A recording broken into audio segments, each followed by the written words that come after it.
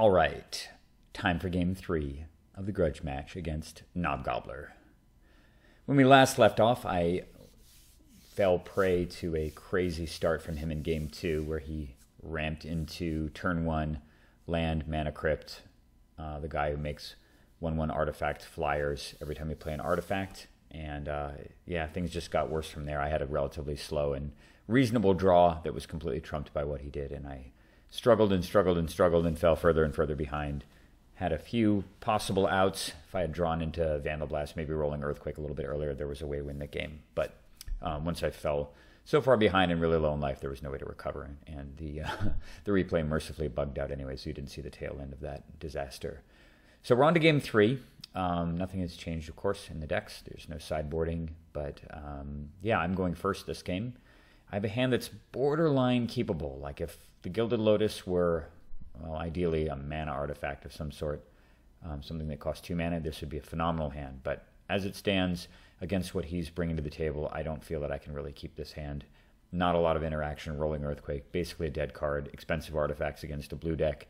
Really the only good card in my hand is Archmage's Charm for the matchup, and regretfully I have to ship it back. And I get this wonderful hand going first. Ideally, the Reliquary Tower would be just a basic island or something. But I do have blue-red. I've got Coalition Relic to cast Dak Faden. And if one card is a silver bullet against these blue-red, mono-blue artifact-based decks like Urza and the Lock guy, that ridiculous Lock, I don't remember what it's called. Anyway, the Keeper of the Lock from the Throne of Eldraine, that 1/2 completely broken thing that has basically Metalcraft or Affinity or whatever the fuck. Completely insane card. Anyway, Dak Faden just blows them out of the water. If you can land it, they don't generally have any way to get rid of it, short of trying to attack it for 1 damage a turn or something. And you can just draw extra cards, steal their best artifacts, and win the game in short order. So if I can land Dak Faden, it's really one of the chief weapons that Nin has in this sort of mirror-style matchups against those decks, as well as obviously Vandal Blast, which you saw in game 1. So this is Snap Keep. The card to throw away here, fairly obvious. It's going to be Phyrexian Metamorph. Because I need all the other cards, obviously. The Mana Leak to push through Dak Faden, Grim Monolith to cast this, and mana to cast that. So fairly straightforward. He's keeping again. He does not mulligan against me, hardly at all, given he's only playing 28 land. But it does happen sometimes. All right, Island. Good. No Crypt, no Soul Ring. I was just fully expecting it at this point. It's been so ubiquitous that I just sort of assume it's going to happen. Thran Dynamo. All right, well that's interesting. It complicates things a little bit, and I don't know if he's playing any 1-mana counters, but I can't really afford to not cast the Monolith and just sit on Mana Leak or try to force it through. And I kind of feel that I'm going to cast this, and then I'm going to gauge how long he thinks about whether or not I want to. Use it to cast Coalition Relic right now. Because one way I could lose this game is if he did have a 1-mana counterspell, something like a Spell Pierce, and he played Spell Pierce in response to me casting Coalition Relic, and I'd be stuck on 2 land for a while, it could get really ugly. So if you watch his time, it's 20:47. We'll see how long it is until he responds. Yes, you see only 3 seconds, I think, before he responds. And that wait time kind of is an indication to me that he's not even contemplating a counterspell. He's just clicking through, which means I feel like I have free reign to cast the Coalition Relic. This is sort of the closest thing you can get to a visual tell when you play Magic Online. It's a big part of my paper Magic experience. I spend a lot of time watching my opponent. I don't look at my hand generally on my opponent's turn. I have my hand face down on the table and I just watch them. And you can often pick up on stuff like that. And also in terms of how people's body language is when you cast stuff. So I feel that I've got the green light for the Coalition Relic, and I will take the risk. Because if I land this and it does resolve, the chances of winning the game just go way, way up. Sure enough, it does stick. All right, so he's got to have a similar play here to keep up. And he goes and he plays an Island and then a Chrome Mox. And then he actually mentions in chat, which is a little unfortunate, honestly, because I was trying to make this a legit, as competitive a match as possible. But he mentions that he tried to imprint a blue card that was a creature, and that can be only one of 2 cards. It's either Ethereum Shaper or I guess it's Ethereum Shaper, Ethereum Sculptor, one of the 2, or it's Metamorph. I assumed it was Metamorph. So when he imprinted Whir of Invention, it kind of is an indication to me that, because it's not the kind of card you want to pitch because you can whir end of turn to get crypt. It's not really the card that I would expect him to imprint, which means that he probably doesn't have any counter spells in hand. It's kind of an indication to me that he doesn't have it. So that's really interesting. And then he makes that even more evident. There it is, Ethereum Sculptor. So that was the card that he was actually intending to imprint. Instead, he just plays it. And I'm going to tap to make mana here. And I draw into it. And I'm fully intending actually to play Dak Faden regardless of what I drew, and steal away the Chrome Mox. But then I draw Izzet Signet, and this actually gets a little bit interesting. I decide I'm just going to play Izzet Signet, and I'm going to wait another turn now. I'm going to give him one more turn. Maybe he'll just get greedy, and he will run Urza into my Mana Leak, which will buy me a big wide opening. The other issue to consider, too, is that if I play Dak Faden and I steal the Chrome Mox, then Ethereum Sculptor gets to attack and kill off Dak Faden, which is honestly kind of bad. And I mean, that it puts me way ahead because it takes away 2 cards from him and gives me a mana. And but at the same time, if I can keep the Dak Faden alive and in play, I think it will have a just ruinous impact on the game. I just don't think that he has any way to actually win if Dak Faden is out. So I need to preserve Dak Faden right now, even if that means he gets one more turn with his Chrome Mox out. He hits me for 1, plays another island, and then he plays Winter Orb. And he taps an island to do it. It's also strange. This is just like kind of a weird play. I'm not really... I mean, I kind of get why he's playing it. Because his commander is Urza, he can kind of preemptively play Winter Orb, knowing that if Urza lands, he can just tap the Winter Orb immediately to make blue mana out of it, or make blue mana on his opponent's turn, and get a full access to his mana. I mean, it's a gross interaction, of course, but I think preemptively playing the Winter Orb before Urza's in play against the control deck is kind of dubious, and there's a reasonable chance it could come back to haunt him. So I'm not sure if I agree with this play, and I certainly don't agree with the fact that there's no polar bear on that picture. Tisk, tisk. All right. End of turn, I'm going to charge. Yes, Scalding Tarn is perfect. So this all but guarantees that I'm going to be able to push Dak Faden out through here and protect with Mana Leak as well. And what's so nice is because he's done me the favor of playing Winter Orb, that if he actually fights over the Dak Faden and I leak back, then he can't play his Urza because he's going to have too much of his mana tapped, particularly because he tapped Island over Chrome Mox. So I'm going to play Dak Faden. He just taps Chrome Mox preemptively, assuming that I'm going to steal it. But I have bigger plans now because Winter Orb changed everything, and now I can actually steal Ethereum Sculptor. This is really nice. And it's going to make the Thran Dynamo only cost 3. This is quite a bargain for 3 mana.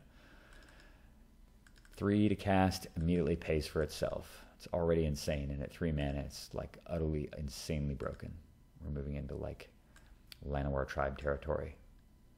Okay, he's tapping some stuff, and this is like desperation play, right? He's tapping all of his mana to just run Urza into 3 blue mana, hoping that with 2 cards in hand, I might not be able to counter it. And it certainly does give him a very, very strong stance in the game if I don't have a counter. So I can kind of relate to this. I mean, obviously, I'm not going to be affected by Winter Orb.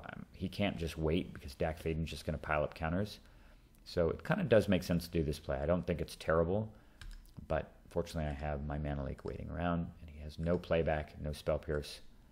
Things just look really dire for him now due to the Winter Orb because he can't just untap and play Urza again, even if he does draw land. I'm going to go fetch a Volcanic Island, of course, over Steam Vents because it's untapped. And I'm doing that to filter. I just feel like I really, really want to maximize the chances of drawing a counter spell or something good, which means that even though I only have 3 land in play, normally I'd be reluctant to filter out land. I decided that I just need that little extra percentage chance of not drawing a land next turn by making my deck 1 card smaller. Okay, so I'm going to draw 2 with Dak Faden, and we'll see what we get. Strip Mine and Workshop. Well, this is really interesting. I actually did spend a fair amount of time contemplating what to do here. There's arguments and reasons for keeping all 4 of these cards, and obviously I can only keep 2 of them. Strip Mine because I can destroy his untapped land and play Nin the Pain Artist, which will basically lock him out underneath his Winter Orb until Dak can steal away the Chrome Mox.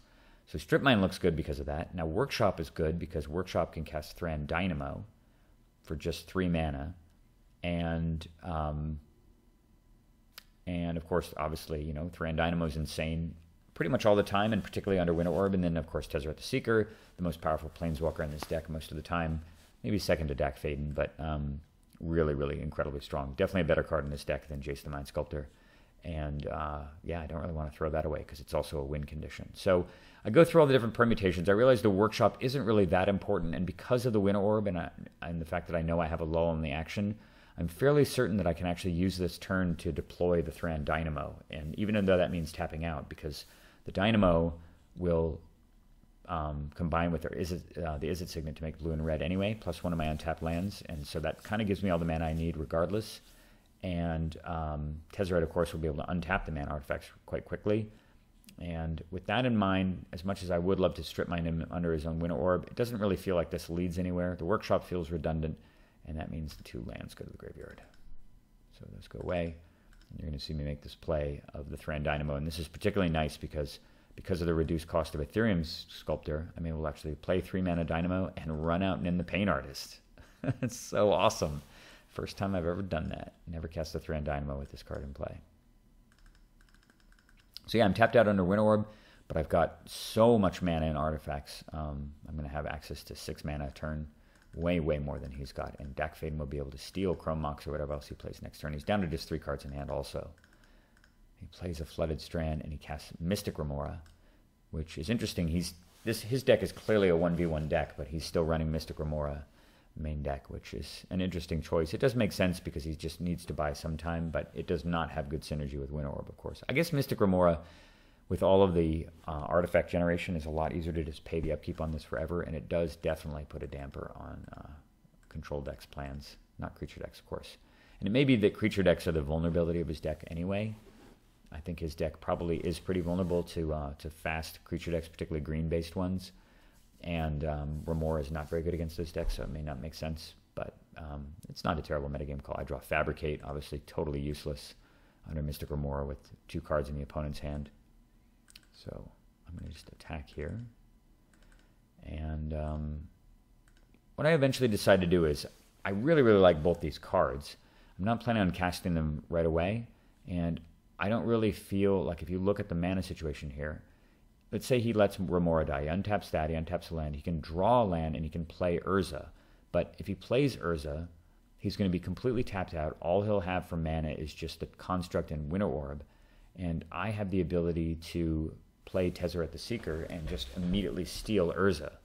So with that in mind, I decide that I'm going to take the small risk and tap out here. Not that I have a counter in play anyway, but I'm going to tap out. I'm going to blow the hell out of the Ethereum Sculptor to draw some cards, and then that will allow me to safely use Dak Faden without throwing away these really, really powerful things, because multiple ways to fetch Vidalcan Shackles against Mono Blue is really, really good. So that's what I decided to do. I'm going to leave the Volcanic Island untapped in respect for Winter Orb, but this is still Tidings, essentially, +3 hand size. And I get Jace, Factor Fiction, and Whir. No lands. So I'm just going to draw 2 more cards with Dak Faden. That's also doubly useful because it gets me up to 3 counters, the magic number, which allows me to steal artifacts and keep them on board. And I did give some thought to just stealing the Chrome Mox to all but guarantee he can't play Urza next turn. But I decided that keeping Dak Faden in play is so vital, and that I don't want it to die, even though that runs the small risk of him getting Urza next turn. But he will be completely tapped out and won't have a follow-up to whatever I do. And that'll also mean that the Mystic Remora dies. So with that in mind, it's like he's being screwed kind of by his own cards. They're kind of working against what he's trying to accomplish here. It'll be an interesting note for him to consider, Mr. Knobgobbler. His real name is Vito, I believe. So I'm going to discard 2 cards. And Factor Fiction, pretty terrible with Nin and this late in the game. And obviously Wayfarer's Bauble, terrible under Winter Orb. So those 2 are gone. All right, and I'm thinking, please pay for Mystic Remora. It's rare when I feel that way, but when he does it, I feel like I cannot lose this game now. Because barring him drawing Ancient Tomb, which of course is in his deck, there's no way that Urza comes out. He does have a super special land, but unfortunately for him, it's Mishra's Workshop. And he casts Mind Stone. It does make 1 mana, so it replaces the Workshop, but he's still 1 short of the magical number, because as artifacty as Urza is, can't play it off Workshop mana, thankfully. All right, one card left in hand. I get a full untap step. Oh, yum yum. Okay. Mox Opal. Well, I'm very overjoyed to see that, but boy, is it bad under Mystic Remora. So I decided it's time for me to steal away this Chrome Mox. And that gives me enough mana to use Cryptic Command if I need to, even though that means that he's going to draw a card. But he won't be able to play Urza if he lets Mystic Remora hang around. And he does, in fact, keep it around. And I think at this stage in the game, I think that keeping the Remora in play, well, it does seem good because it does make me a lot more reluctant to play stuff and develop the board. I have so much mana in play, and he has no way back into the game by paying upkeep on a Mystic Remora. I mean, literally, even if he drew cards off of it, it probably wouldn't benefit him that much because he's so dominated in mana. So I don't think I agree with playing the Mystic Remora here. I think from his position, I think he just has to hope that I don't have anything and just slam Urza and hope that it resolves and that he's able to somehow get back into the game from there. I think paying for Remora is just playing not to lose type of play. It is not going to ever win the game. Like there's almost no scenario where doing that makes any sense. I'm going to untap the Grim Monolith and charge Relic. All my mana comes back. On Treachery. My deck really, really wants to steal Urza. It's like Treachery, Fabricate, Tezzeret, all the ways to get Shackles.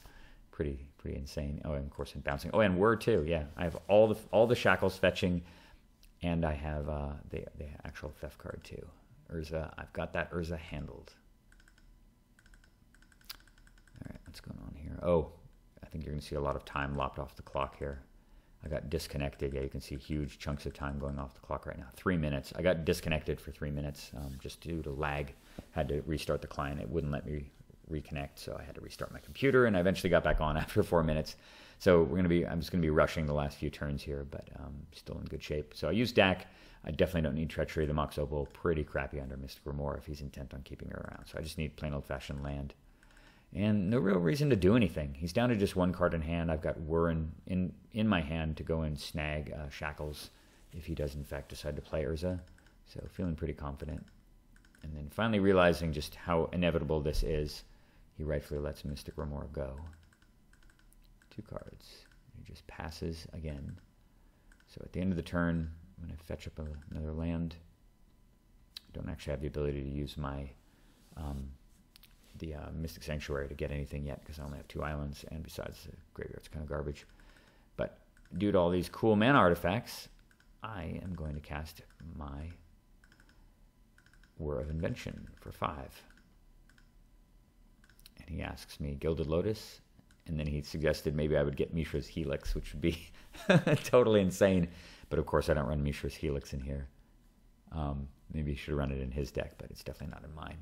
I'm just going to go get Mr. Gilded Lotus. So yummy. Untap 1 land, draw Arcane Signet, just to add insult to injury. All right, and I'm going to assume that he's got at least 1 counterspell in hand. So I'm going to start playing my Planeswalkers as bait. I lead with Chandra, and he just lets it resolve. So I'm going to add 2 red. I'm going to filter that through my mana artifacts. And I'm going to cast Tezzeret, because I think this is going to resolve too. And I would certainly protect it if he did counterback. I just don't think that the range of things he can draw at this point to get back in the game really exist around Tezzeret the Seeker, and this just puts him on a 1-turn clock. So I'm going to untap, and it makes mana too. Draw 2. Probably should have drawn 2 before I did that, but I don't know. It didn't really matter. Keeping the Shackles around. The Shackles show up too after all the cards that fetch them. I'm running out of time here a little bit. 450. I'm going to play the Shackles. That's just prophylactic against Urza's arrival, and I'm going to miss Merchant Scroll. It's just a no-brainer getting Mana Drain. And I've got Mana Drain and Cryptic Command. He only has 2 cards in hand. Feeling pretty solid here, and no reason to play Jace. This is just a testament to the power level of these 2 cards, in my deck at least. He plays another land, and he casts Windfall. Yeah, I kind of like my hand, so I'm just gonna counter draw against that. And he only has 1 card left in hand. Can't cast Urza. Pretty much have everything handled. I'm gonna untap 1 card, draw 2, throw away 2 junky lands. I've got my Rift back, and Tezzeret does what Tezzeret does. 5, 10, 15, 20, 25, 30, 35 incoming damage off the ultimate. It's crazy that Tezzeret can ultimate the turn it comes after it comes out. It's pretty nuts. So they're coming in. We chat for a while. You can see my clock is down to 228. He fires off an Intuition with no cards in hand. This is just a no-brainer mana drain. And that is all she wrote. Great match. Great match, Vito. It was really, really fun playing you. A lot of things to consider. I'm sure that you'll probably reconstruct this match in your mind, particularly when you see my side of the battlefield. But always fun to play against decks that make you think, particularly after so many of the games that I play, which really are lopsided. And I'm glad we got 3 good games and that the replay cooperated in 1 3/4 of those games. It definitely did not cooperate in game 2. But hope you guys enjoyed that. I've got one more Nin game to record and post, and there will be more to come. See you guys soon. Take care.